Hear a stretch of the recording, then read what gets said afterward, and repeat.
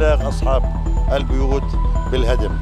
وحجة الاحتلال المعهودة والدائمة أن البيوت غير مرخصة، وهذا كلام غير صحيح. فقد قام أصحاب البيوت بعمل كل الأوراق اللازمة والتراخيص اللازمة من قبل الاحتلال، ولكن الاحتلال رفض الترخيص لهم.